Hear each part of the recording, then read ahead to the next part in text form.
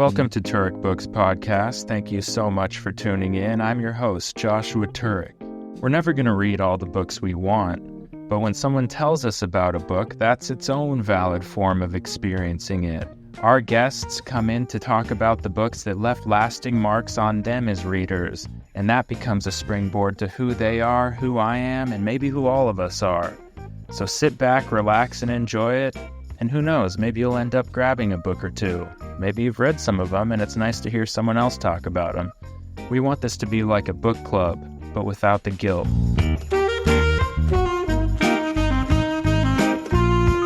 Welcome to Turek Books Podcast. Thanks for joining us again. Thank you for all of the kind words about our podcast. We're going to try to figure out ways to get listeners involved, maybe have you write in some ideas about books that you want to hear talked about, so stay tuned for that.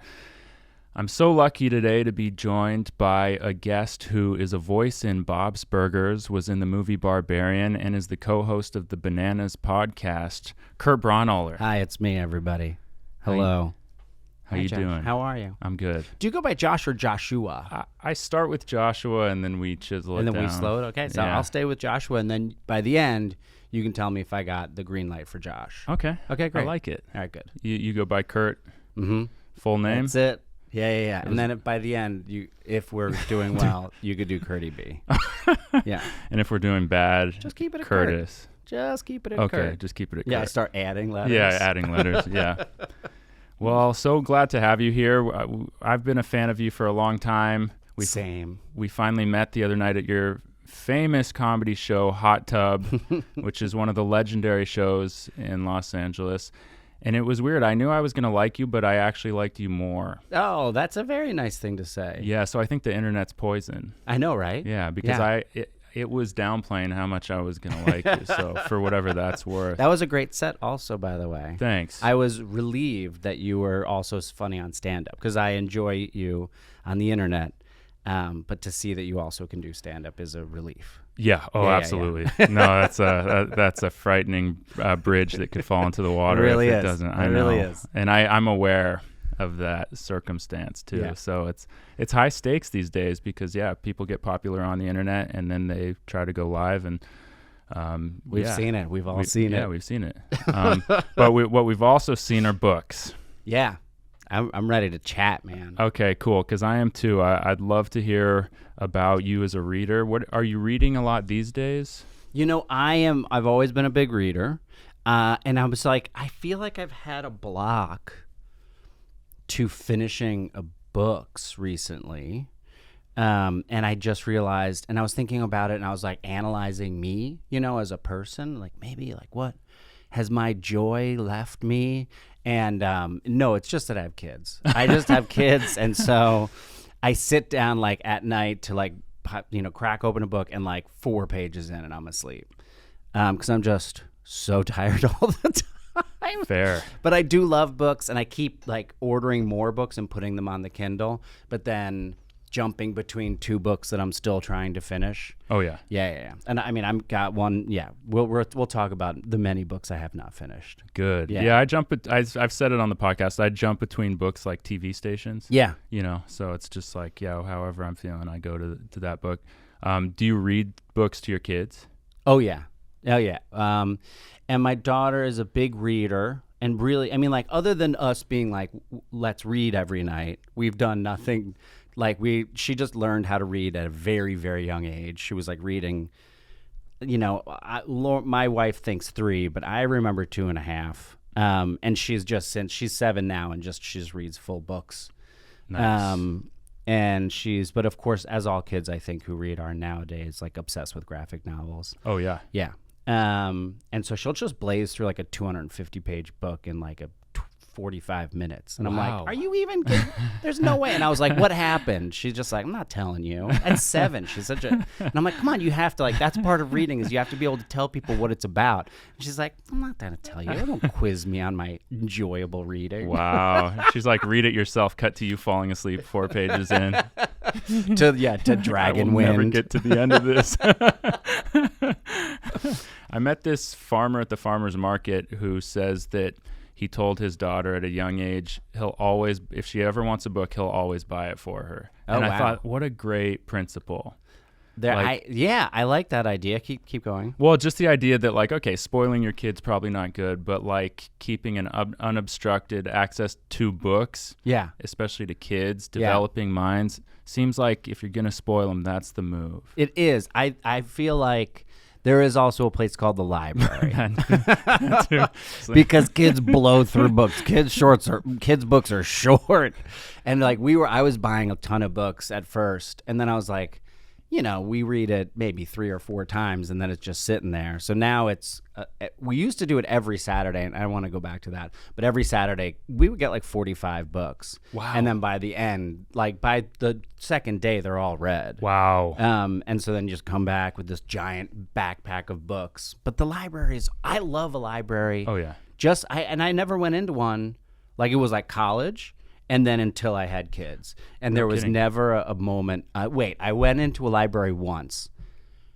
For some reason, I had done stand-up in Chicago. I was driving somewhere else, and I was in the middle, and I went to a library, I think to use the bathroom. Yeah, to use the bathroom. Yeah.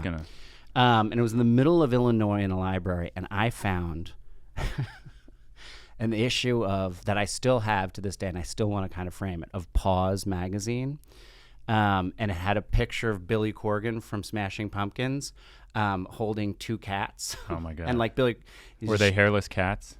I can't... No, I think they're pretty fluffy cats. Okay. And I was just like, this is the funniest of this man who was just so angry in the 90s. He's now just And so I had posted it, and then someone commented, despite all my rage, I am still holding 2 cats on this page. And it's the funniest thing I've ever read to this day in my life. And I don't remember who that was, but I give them credit. That's amazing. Yeah, well, there you go. The library provides magic of all kinds. Mm-hmm. Yeah, so that's the rule is I'll tell my kids, I'll buy you any book you want. We just have to return it in 28 days. 28 days. Yeah, anything you want. I had my wife's has a cousin whose dad would pay them, the kids, $20 for every book they read. Wow. And I don't know if that's I still have not decided if I like that or not. That's right. Yeah, money as incentive is a slippery slope. Right? And then you get older and you read a book and finish it and you're like, why isn't this hitting like it did when I was a kid? Where's that dopamine from finishing this goddamn book? And the dad actually just set up a trust even after he's dead that it like meters out $20 each time. To your Venmo. But yeah, I mean, okay, yeah, so you have kids, which is a totally valid form of exhaustion.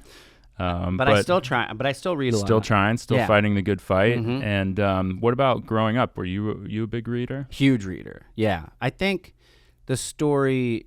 My mom, I think, used to tell me that I was named after Kurt Vonnegut. So I read all of Kurt Vonnegut's books the year when I was 14. Oh, cool. Like I think going into high school. Cool. And I think from that got a real love for like science fiction and stuff. Yeah. Yeah.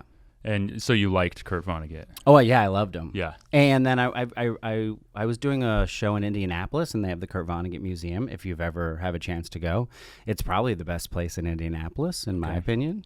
And it's a delight. And it made me remember like why I like him so much. That's cool. And I want to read. Have you read any Kurt Vonnegut recently? No, not recently. Me neither. It was like a high school thing. Isn't it weird that there's certain books? We were talking about this at Hot Tub, where it's like there's certain books that you read only at certain ages. Absolutely. And it like seems to match up. Like Kurt Vonnegut's a high school book. Thomas Pynchon is like a college book. And Don DeLillo and that sort of thing. And I don't know. I wonder what the college book is now. Do you have like any Gen Zers on the show yet? Like My Body by M. Rata, which I did read and I do like. I didn't even know that was a real book. I thought you were going to say like My Body, Myself. Oh, no. Good question. Because I remember also when Instagram first started, it was very much Patti Smith's book. Uh-huh. Like a lot of like beautiful people would pose with that Patti Smith book, which is also a good book too. And is that the one about her relationship with the photographer? Exactly. Yeah. Yeah, I'm blanking. Like Us, I believe is yeah. Like Us. What's it called? Yeah, is it called Like Us? Yeah. Just Us. Just Us. Yeah. Us by Gordon peel. Yeah, I do wonder. Yeah, and I do think you have a point. It's about the timeline you came up to. Yeah. Each like high school kids now, it's probably stamped by a different author. Oh, I'm sure. I remember all those sort of Gen X authors who were really hot at the time, Franzen and David Foster Wallace, and that sort of list. I could never get their books at used bookstores. Yeah, because they're snapped up. They were always snapped up. Yeah. Juno Diaz was another one, and now they're always there. Yeah, so it's like That's funny. Gen X is like cleaning out the closets or something. Maybe I'll even talk about that. This, yeah, I want to look I just changed one of my books that I want to talk about. Okay, a mid-show pivot. A mid-show pivot. I love it. Okay. Well, yeah, what do you want to start with? Because I'm always intrigued by where you're at right now, what you decided you wanted to get off your shelf. Yeah. That you were excited to talk about. I was looking at my shelf, and since most of my books are on Kindle, but I just decided randomly to recently buy this book in person. This is Dishwasher by Pete Jordan. There it is, Dishwasher by Pete Jordan. This is an awesome book. Have you ever heard of this book? No, never. This is great. I heard about him. He was like an early contributor to This American Life back in the day, like in the 90s and stuff. And he would just talk about dishwashing because he had this zine. And was it called Dishwasher? It was a zine that he published. Yeah, it was called Dishwasher, which he published in the 90s. And it said this is like the brag, which amassed a following of nearly 10,000 readers. Which nowadays, like, you could have a blog, and if you have like 10,000 people, you're like, that's fine. But like to have to physically he was physically mailing out 10,000 copies of every zine he wrote. Wow. Physically mailing them out himself. Like, that's amazing. That's amazing. And exhausting. But also only someone who is used to the sheer drudgery of dishwashing could mail 10,000 zines, I feel like. But this is a story of him traveling around the country, and he wanted to try and wash dishes in every state. And so, it's a very much a time of like, kind of like Gen X, early 20s, traveling a lot by bus, going to weird places, spending time with weird people. And he has like a passion for dishwashing that is kind of beautiful. And my first job was a dishwasher. So I didn't know if I connected with it on that level. And I don't think you have to have been a dishwasher to appreciate it. You just have to love something. Yeah, but it's like, it reminds me very much. It's have you ever read Working? Studs Terkel's Working? No, I don't think I have. I think it's called Working. Is that correct? I don't know. But I think it's called Working. We can fact check that. But it's an amazing book, and I think it's from like the late 70s or early 80s, where he just interviews people about their job, and each chapter is a different job. And you read like the day-to-day stuff that everybody, like a nurse does, a carpenter does, an electrician does, and it's awesome. And this feels a lot like that, where he gets really into the details of like where he was. So he'll like roll into a town, and the whole reason he likes dishwashing is that he can just be like, fuck off at any moment and walk out the door, and there's no strings attached to it. And he does it very often. Like, he'll just say like, and then this person said this to me, so I walked away and I never went back. It's like, I'm not going to collect that last check, for like $100 or whatever. So it's really pretty great. And it even has kind of an arc to it, a character arc. And I don't think I'm spoiling anything by saying like, the part that disengages his love, that's not what I wanted to say, but disengages his love for dishwashing, is that he was washing dishes at a place where they were all white plates, but there was one blue plate, and he had never realized, and that blue plate just kept coming back, and he would, in like a 6-hour shift, he would wash that same blue plate like 35 times. And so he was thinking, in his head that like the satisfaction of dishwashing was that like all these things are broken and fucked up and you fix them and then send them out and you're doing something. Like you've changed the state of affairs from like, you know, like almost like you taking entropy, like the breaking down of things, and you're like putting order to dirtiness or whatever. But then he realized that blue one was just in a circle of just like the same things were getting dirtied over and over and over again, and that he quit and he never went back to dishwashing. Wow. Yeah. That's profound. It is. It becomes kind of profound, and it's kind of a cool book. It's like it sounds amazing. And it's like he spends a lot of time in Alaska washing dishes. He talks about who's an asshole and who's not an asshole. It's kind of a Kitchen Confidential of dishwashing. It's pretty great. Yeah. Well, what a like liberating place to be. Yeah. You know, like, yeah, it's the entry level position in most restaurants. I've washed dishes. Yeah. It's there is something meditative, as anyone who's ever done the dishes knows. But also then he thought that he was participating in this transformation when really he was just on a conveyor belt. Yeah, exactly. And I think he talks about the conveyor belt too, that idea of it. There's also like a physical pleasure to washing dishes at a restaurant with the high-powered... and also the slide, and you always slide it into sliding things up and close open, things, close, shutting things. Lots of like, and things feel like steam. Yeah, steam and stuff, and then your fingers get all fucked up real fast. Yeah. Yeah. Well, I worked at this coffee shop that was not so secretly owned by Bob Dylan. Okay. And where was it? In Santa Monica. In Santa Monica. Yeah. Okay. And you know, at the end of the day and halfway through the shift, it was always like, all right, you want to do the dishes or you want to clean up the shop? And I always opted for the dishes. Yeah. Yeah. Yeah, I always did too. I started cleaning. My first job washing dishes was on the boardwalk. It was my second job. My first job was at Jersey Mike's, one of the original Jersey Mike's in New Jersey. And I got fired from there. The only job I've ever been fired from, if we don't count TV shows and podcasts. Oh, that's more firing than hiring. So. I know it is. And it was on the boardwalk in Avon, New Jersey. And there was this older gentleman who was the dishwasher, who then I would come in and take shifts, you know, from him, so he didn't have to work like 36 hours a day. And he was, it was very much like, it reminds me of this guy. He approached dishwashing like it was like some sort of martial art. And I remember specifically him like showing me a big pot and be like, you never scrub one spot. You always go in the full circle so that while you're getting that, you're getting everything else. Full circle, full circle. Oh, and it was like this weird like Mr. philosophy. Miyagi. It was totally Mr. Miyagi. It did not help that he was Asian. And he did teach me how to wash dishes very well. So then I got another job and then, you know, immediately became a waiter because I was like, oh, I don't want to do this anymore. Yeah. But I mean, it points to the beauty of whatever it is you do. Yeah. If you're bringing presence and attention to it, there's a whole world there.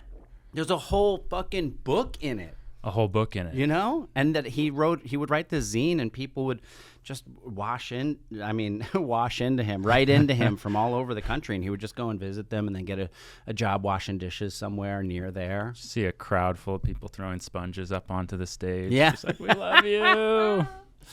Because it is. If you're willing to do it, you can get a job anywhere you want. Yeah. And you can quit whenever you want. It's like it's a total freedom job. Yeah. Yeah. Yeah, and you could kind of be yourself. Yeah. No one, as long as gives you're a getting shit. the dishes done, they're grateful to have you because they know. Yeah. Because it's the bottom rung right. of the kitchen ecology. Yeah. I can't find words today. No, you're doing great. I was so absorbed hearing you talk about this book. It's so interesting to me. I immediately want to read it. You should. Yeah, the other part is like 10,000 real people he's sending this zine to. Remember when the internet first started, they're like, okay, if you could get 1,000 true fans, you can make a living doing what you're doing. Yeah. And like that's when it was like one-to-one real. Yeah. Now you have like hundreds of thousands of followers, and it's like, are these people real? Do they even see anything I post? Yeah. They don't. Yeah, no. So the inflation of following too has harmed us too. Yeah. Yeah, so it seems like a fascinating story and a really good first book to bring in. Yeah, right? Yeah. I wanted to start with this one because my next one is pretty pretentious. Okay. Okay, we're not above Pretension. I mean, you'd have to be pretty pretentious to be above pretentiousness. So On a book podcast. we're not there. This is the Overstory by Richard Powers. I know where my lens is, and I do pose with it. Thank you. You said you never heard of the Overstory, and it shocked me. Yeah, no, I don't think, even seeing the Kindle cover, I've not heard of the Overstory. Pulitzer Prize winner, pal. Bobby and Tommy Pulitzer. They loved this book. They woke up. They said, we're giving it our prize. The Pulitzer brothers and everything. Robert and Thomas Pulitzer. I guess I probably should memorize the list of Pulitzer Prize winners if I'm going to host this thing. I also didn't know it was a Pulitzer Prize winner until someone was like, I think it was someone who listened to my podcast who was like, you should read the Overstory. You like trees. And Trees. I was like, all right, great. You like trees. I love trees. You do love trees. Yeah. I know. I'm in. This is a book for you. Yeah? This is 100% a book for you. It's one of the most beautiful books that I've ever read. Like, just the language alone is incredibly pleasant and also deeply meaningful. Like, in the first chapter you read, you're just like, well, this is the most poetic book I've ever read in my life. But also at the same time, it's still not hard to read. I often find books that verge closer to poetry, are often very difficult and too dense to read. This is easy reading. It's rare that you have to like go back and be like, what? Wait, is this what's happening? And the first whole section about it is all about. So it uses trees and a tree as kind of a way to talk about all these different human stories, and so. At first, it's a little confusing because each chapter is about one specific tree and then one specific storyline that is involved with that tree and with these people. And one is like a family, another is an individual, another is a relationship. And it's fiction or nonfiction? It's fiction. Fiction. It's all fiction. Yeah. And then once you get to like the sixth chapter, I think, then all of a sudden you're like, oh, and then now all these stories are going to start intertwining. Almost in the same way of like a root system of a tree. Yeah. And they talk about that too. There's one storyline that is a scientist who's like looking into the mycelial network, but that happens underneath trees, so how they communicate with each other. But the first chapter is all about the chestnut. The American chestnut. Do you know about the American chestnut? I don't know anything about them except that they roast over open fires. Right? And then you hear that in the song, and then you're like, wait, why aren't we roasting chestnut? That sounds delightful. I would love to roast some chestnuts. I don't think I've ever fucking eaten a chestnut. I don't know what a chestnut looks like, because they were all wiped out by an Asian blight that happened in like the turn of the century. So like we don't have any more chestnuts. Chestnut used to be the most populous tree in all of America. Whoa. It was everywhere, and it was like taller than the great giant trees, the sequoias. It was as tall as those, would live for hundreds and hundreds of years. Giant, huge, trunks with this edible nut that was delicious and delightful. And they were everywhere. And now there's like, I think one stand of them somewhere in Michigan or something. No kidding. Yeah. And they're indigenous to America. this continent. Oh, yeah. Wow. And it was just like some fungus that wiped them all out. And it wasn't us. I mean, I guess it was us, because like it was people coming over and stuff. Yeah, it was commerce and people. It was commerce and people, but it wasn't like, we didn't like kill it with like a car engine with a plastic bag over each tree. Yeah, it was just good old-fashioned exactly movement of life. So this is a book that I have not been able to finish yet. Okay. After I say that it's super easy to read. Yeah, no, it's that's just a thing. It's a long book. I could tell you War and Peace is a great book, and I've only read 3/4 of it. Yeah. I think I'm at 3/4 of this. Yeah. And now all the stories are starting to interconnect and everything, and it's like very exciting. That's so cool. So that's one of your current reads, or had you put it down for years and you just remembered it and were like, oh yeah. I have been trying to finish it for maybe 2 years. Reasonable. Yeah. And then I get caught up in other books and start reading them, and then I'll finish those and then come back to this and be like, all right, we're getting back in. Yeah. It's like that section. And I think TV shows always have this, where it's like your first 6 episodes are very exciting, and your last 3 episodes are really exciting, and then the middle 2 are a bit of a slog. Yeah. And that's, I think, where I'm in the middle 2, but I'm sure it's going to crest into our finale. Crescendo. Mm-hmm. Yeah. But I love the book. Is it like within the first chapter I was like, oh, I think I have a new favorite book. Wow. Yeah. Even though you haven't finished it. But I mean, that may be part of it. Yeah. Is like a reluctance to for conclude it to end. this thing that really wowed you. Yeah. That's real. Yeah. Also, like, the experience of reading part of a book is still real too, and like, that the imagination of what's to come living in your mind sometimes is just as fantastic as actually seeing how they finished something. Yeah. Because there's a sadness to everything being finished. Of anyway, course. even when it's good. Yeah. So wow. No, I liked it so much that, like, those thoughts that we all have of like, is there anything else I could do with my life that wouldn't involve so much daily rejection? Oh yeah. And you like just rack through like, what could I do? What could I do? But after reading this book, I'm like, if I ever do leave comedy, I want to do something with trees. Kurt, I swear to you, last night my girlfriend and I were on the couch, and she was saying that there's all these jobs you could get that are like solid jobs, and I was like, okay, name some. And then of course she came up with some fantastical ones that I was like, well, those aren't like normal jobs. But we did both say like the city arborist who is like, all right, these palm trees might last another 20 years and then we're going to have to decide what we want to do. Like that's where I'm at too. Yeah. Trees, like, wow. So I found this organization that's actually sponsored by the city of Los Angeles, because I was thinking like it would be nice to start an organization that committed to like planting trees in Los Angeles. Yeah.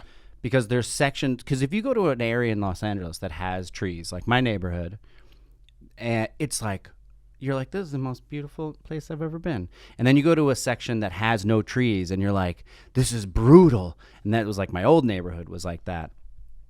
And the reason that our street has trees is because neighbors 2 houses down, one whom actually died in the last couple years, 30 years ago, they got all these weird trees. They're a South American tree. They're a kapok tree called a silk floss.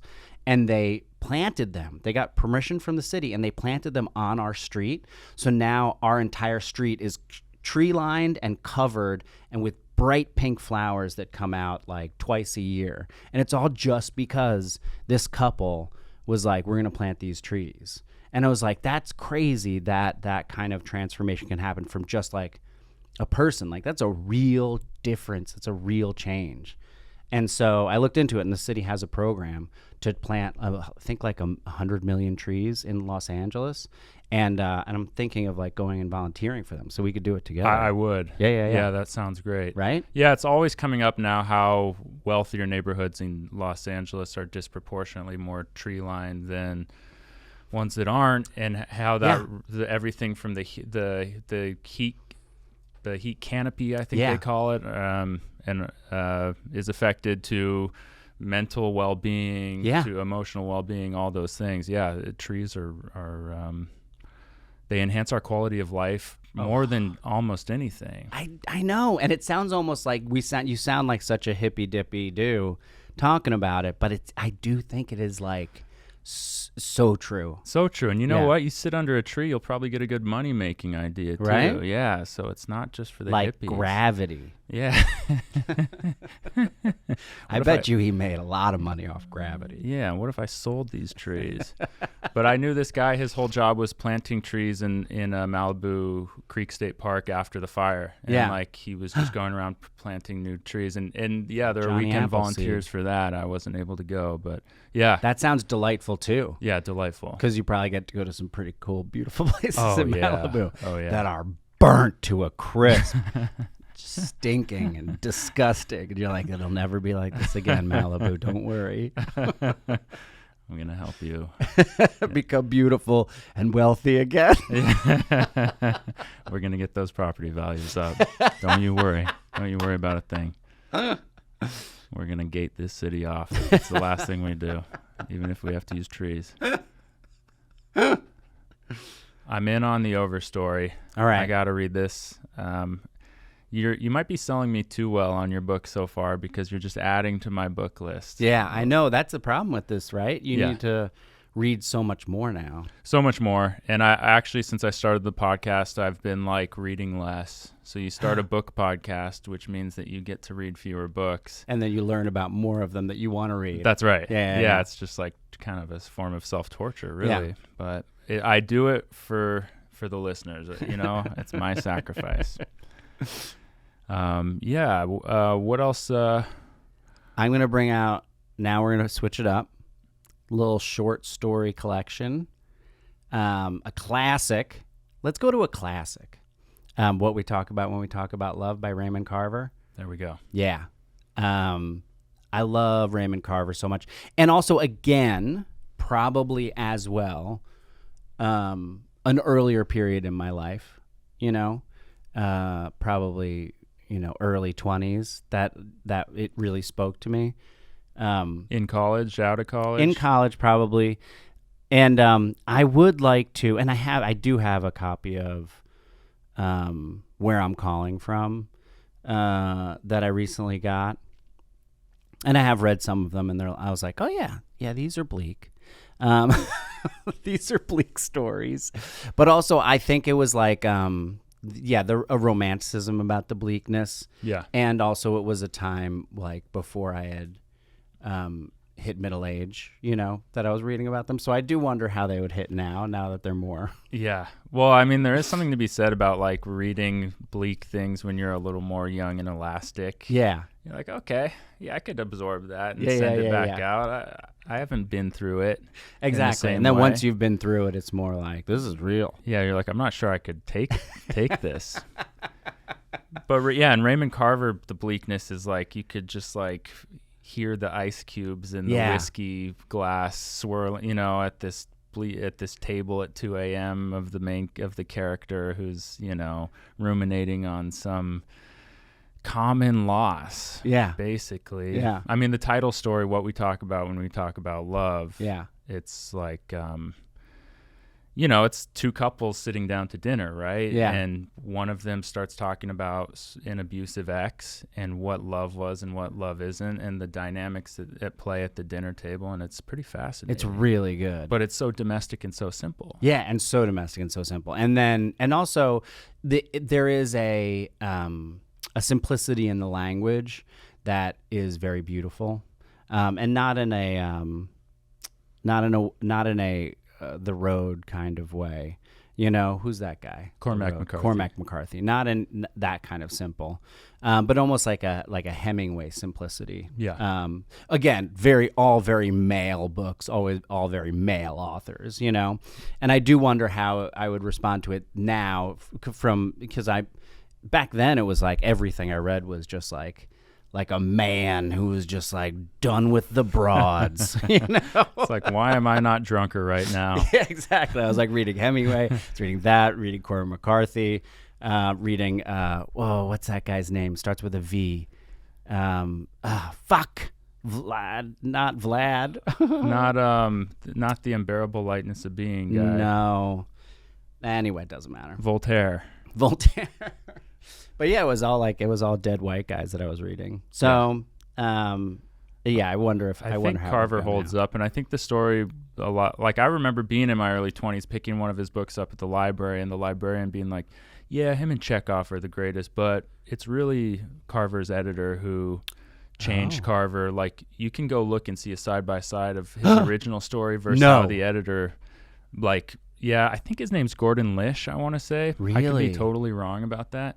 But but it's like, okay, so a collaboration occurred between writer and editor. They still had to have that chemistry. It was Gordon Lisch. Oh, man. Nice name recognition. Yeah. just from a librarian chat, too. Yeah, from a librarian But chat. also, that's so funny that to imagine that the original of Raymond Carver's was just like super overwritten. And then he went so crazy. It was really crazy. He threw the fancy plate. And the, super bad. Let's take all this stuff out and just say like he threw the plate. Raymond, I love it. Just gonna do a few line edits. Like it's just such a bad book before the editor got to it.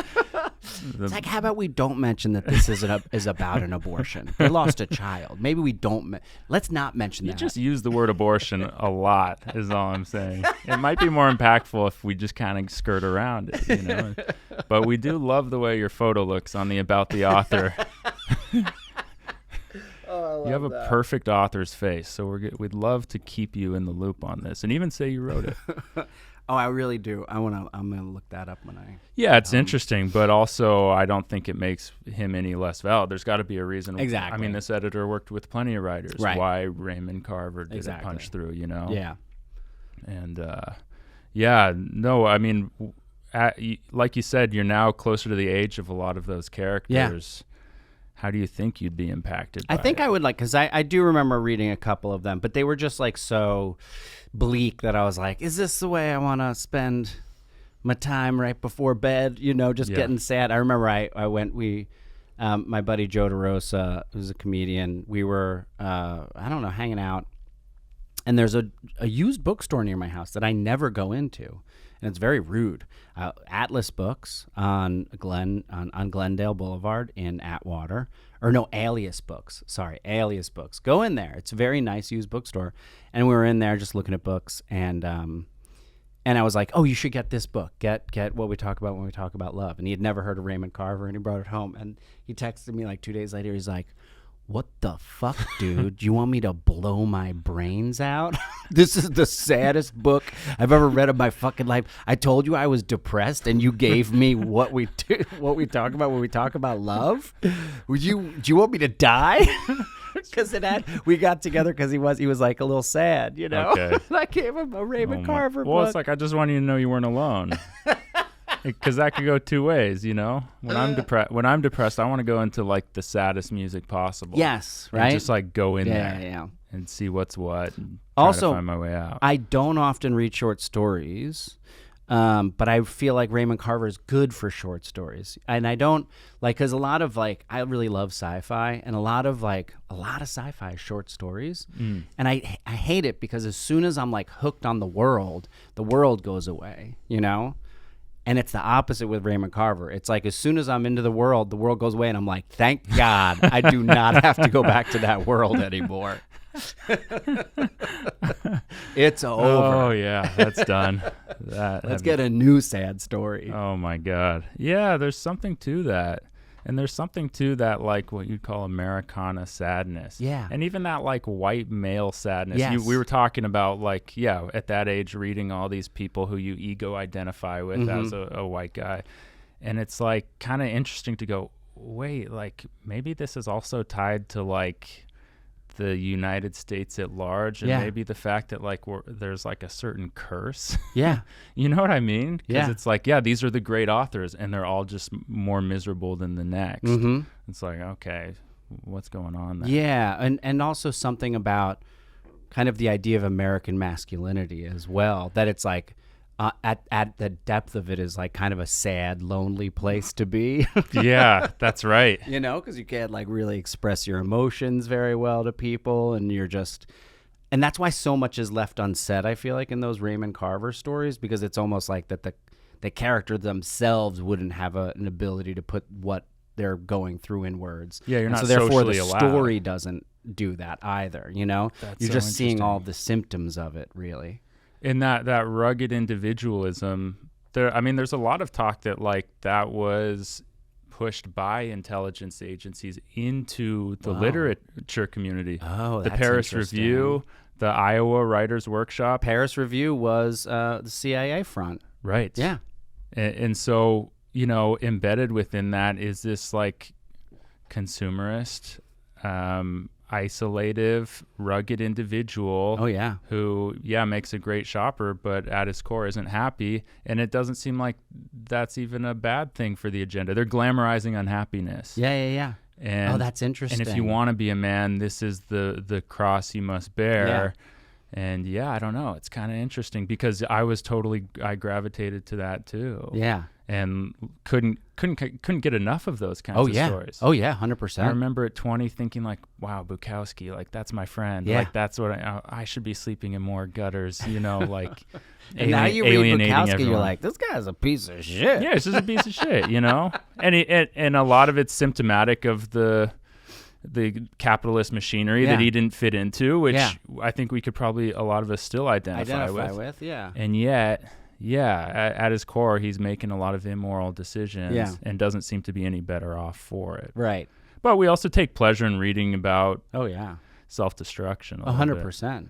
And that's interesting, though, that you mentioned about that idea of it, like that rugged individualism getting like seeded in by government agencies, which sounds so crazy, but it's like then when you find out that the Paris Review was a CIA front, the guy who, I read this article that my brother sent me. My brother's a diplomat, and he sent me an article from like a diplomat magazine, which is like the most boring type of magazine you could read.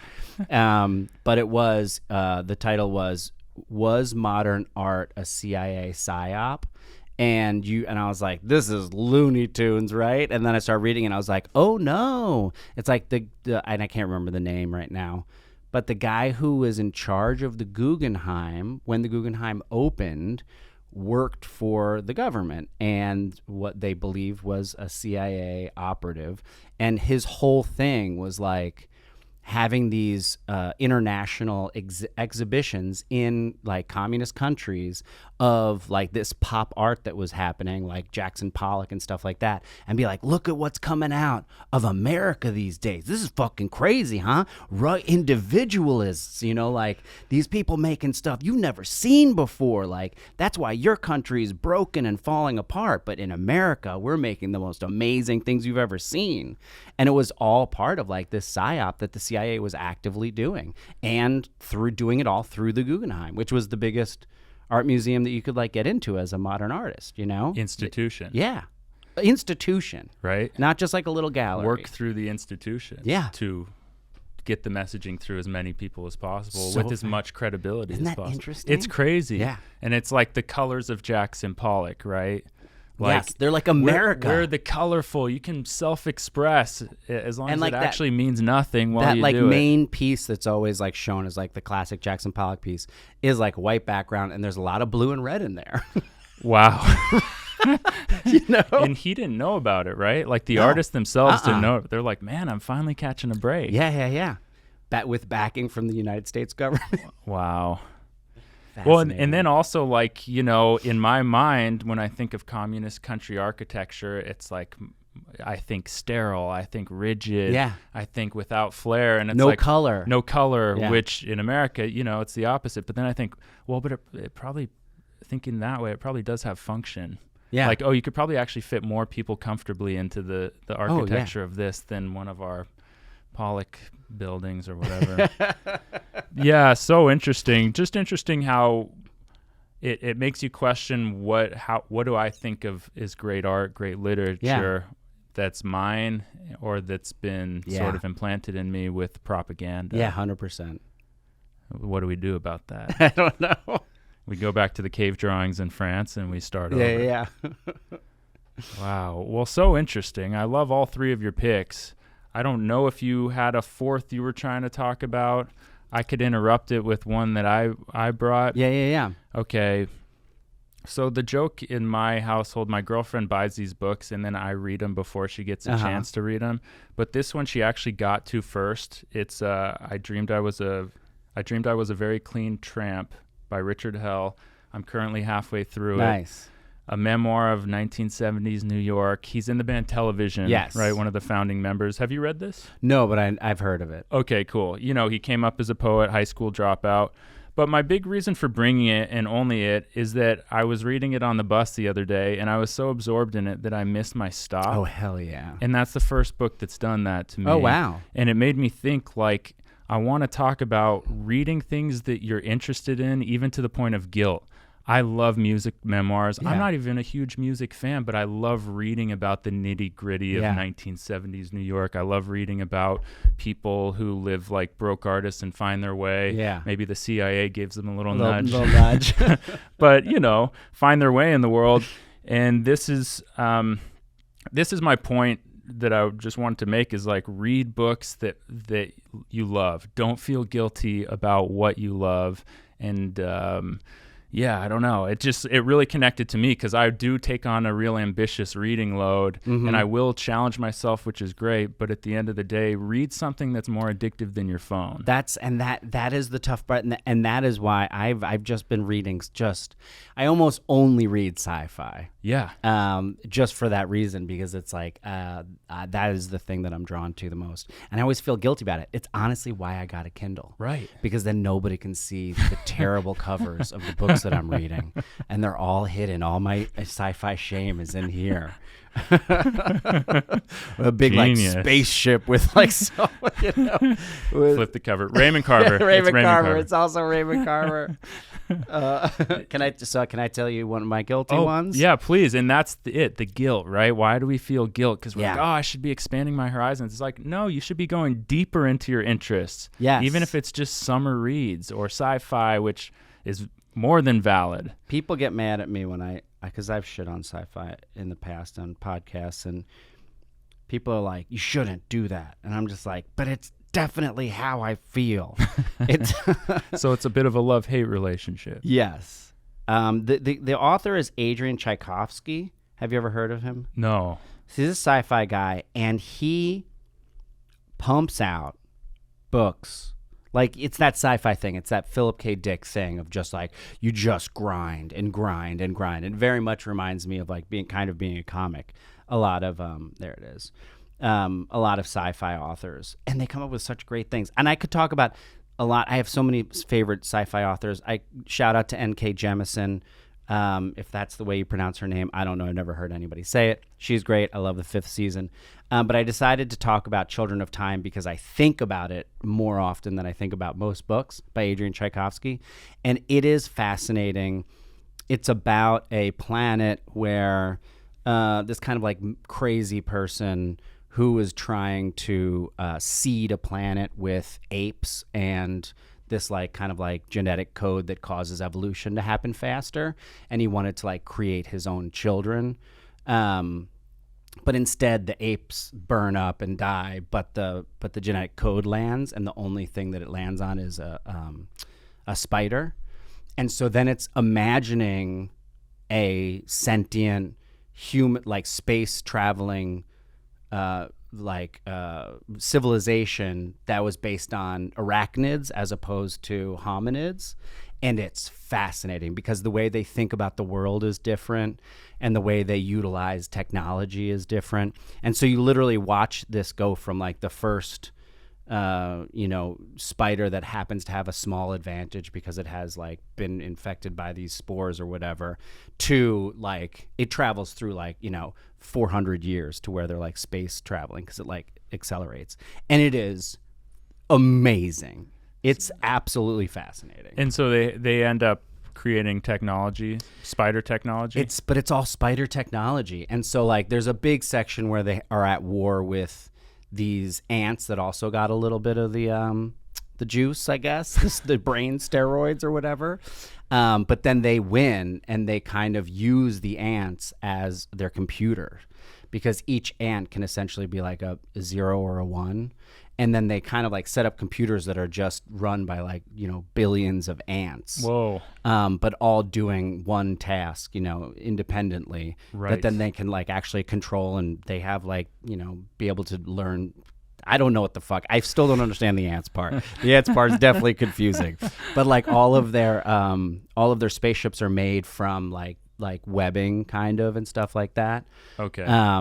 And they do say, and this is something my daughter told me, she's a walking weird but true fact book, but she said, if you could make a spider string the width of your hand, it would be stronger than anything on earth. Wow. I was like, I'm sure it's true because she doesn't say anything that she didn't get directly from a program or a book. But yeah, so it's fascinating. And just the way they think about the world is totally different. So like going into that is, he did another book, which I think is called Shards of Time or something, where he does it with octopi. Okay. He does the same concept with, I think people were like, people like that.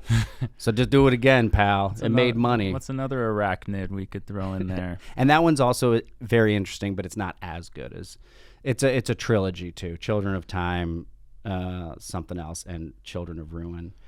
It's so great. It sounds so fun. It's so fun. Do the spiders fall in love? Oh yeah, there's like but what's tough too is it's one of those things where it goes through so many generations of spiders. You learn about a couple of them, but then it kind of like settles where they're spacefaring, and then you kind of like learn about their lives. Amazing. Yeah. And does that kind of stuff inform your creative pursuits, like even your comedy, or do you feel like it gets your brain refreshed? It's like a departure. I think what I like in comedy is like a weird idea, or like seeing inside someone's brain. Like why I like watching other people stand up is like seeing inside their brain a little bit, you know, because it's like it projected out on the world. But and I think specifically with my stuff, I do like a big concept of a bit, you know. Yeah. Oftentimes at the detriment of my relatability, I would say. And so, yeah, I think that like big ideas excite me. Yeah. Yeah. Which sci-fi is all about. It's all about. It's all about like stretching the bounds of what we think are possible. Yeah. Yeah. So that matches perfectly. And so I feel like I cut you off about the Richard Hell book too. No, I don't think so. No? I think I said all I wanted to say. No, I thought it was a perfect. Was did he also write music criticism as well? Yeah, he did. Yeah. Which I'm learning a little about too, and. Yeah, just, and he started by making zines in New York even before he was, and just, it's like I'm getting ready to publish my own little poetry book, and it's all on the internet, and I want to just get some of my ideas offline. Yeah. The value of taking your work on the internet, which is almost like just a big commercial for yourself. Yeah. And finding ways to go offline. Mm-hmm. I was thinking even with this show of doing like a book club royale at a live theater where people from the audience come up with a book and they talk about their book like we've been doing, like how do you get involved with people? Yeah. And how do you use these cool technologies to get involved with people like you and I? We met on the internet, and now we get to have a conversation. I know, pretty nice. Yeah, that's kind of the thrill for me. No, so I don't think you cut me off. I think I was just like, the whole concept of this show is guests bringing in books that they really want to talk about. And as I thought about us sitting down to talk, I was like, this is what I'm reading right now, and it's the only book that's made me miss my bus stop. And you know what? My cell phone has never made me miss a bus stop. Yeah. So it's like, that's how absorbing a book you love is. It's more absorbing than your phone. Oh, yeah. And I know people do miss their stops looking at their phone, but not I me. now take I used to have my phone and my book next to me when I laid down to like read. I now put my phone away and just have the book there. Yeah. And then that's a nicer experience. It is. Yeah. Sometimes I want to take photos of the pages, but it's like, why do you want to do that? Yeah. How are you going to look at this? Yeah. No, Kurt, I was so absorbed by all the books you brought in today. I want to read them now. I'm adding Overstory and Dishwasher. I got to get into some science fiction, because here's the thing. Every time I encounter science fiction, I end up loving it. Yeah. So I think I'm like a closet science fiction reader. Yeah. But yeah, I just got to go there. And like you were saying, it's voluminous. There's so many roads you could go down. Yeah. Roads up in the great beyond you could go down. It's like a pretty fascinating genre. Also, the only other thought I had was, you said he writes prodigiously. Do you think at a certain point, though, they just use the author's name and they have ghostwriters? I don't think for someone like an Adrian Tchaikovsky, for instance. Okay. Because I don't think he's had, I might be speaking out of school here, and if you're listening, I'm so sorry, sir. I don't think he's had like a huge hit cool. Okay. yet. I think maybe after like it gets made into a movie or something like that, maybe you do that. But no, I don't think so. Cool. Maybe they do. I don't know. It's like the world of science fiction publishing, I think, is still like one of those like weird worlds that like I can't imagine what it's like and what it's all about. Like if you had like if you were just like a place that just only publishes sci-fi writers, like what's your day to day? Like it seems like weird because it's just so much that they pump out. Yeah, and do you think someone writes a sci-fi book and they submit it and they go, sorry, this isn't sci-fi enough for us? Oh, I'm sure. Probably all the time. Yeah. But come back when you have something a little more speculative.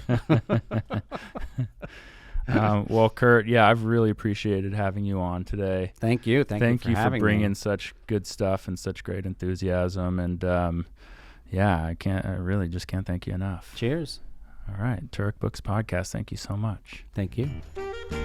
Thank you for listening to another episode of Turek Books. Be sure to like, subscribe, thumbs up, any kind of thing that could help us get listened to or watched by more people. We really appreciated having you and hope to see you again next week with a new guest and plenty of books. Take care until then.